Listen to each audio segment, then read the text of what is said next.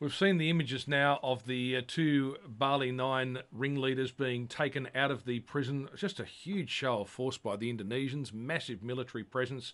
They're taken out in an armoured vehicle on the way to an island where they will be executed in what seems to be a very organised, orchestrated, but ultimately quite barbaric way. Well, it's going to happen. There is no doubt about that. And if everyone had thought there was just a glimmer of hope that both Chan and Sukumaran's lives would be spared by Joko Widodo, the Indonesian president, I think the strong arm tactics used at the Balinese prison this morning have certainly put paid to any doubt about that. The big issue right now for the Australians is how do they react? Let's assume that these executions go ahead on Sunday or Monday, whenever they do so. How does Tony Abbott and his Foreign Minister Julie Bishop handle the situation?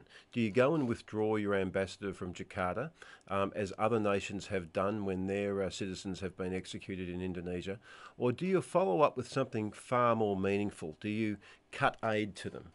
Do you remonstrate with them and cut off some of our trade deals with them? I mean, these are the big questions that Tony Abbott is going to have to work through over the next couple of days. And, we've seen a little bit of his stance already with the Indonesians, and I wouldn't put it out of the area of possibility that it'll take quite some strong action. Okay, let's look at that, because you've got trade with Indonesia. You've also got a situation where Indonesian cooperation has been part of the very successful policy of stopping the boats coming here.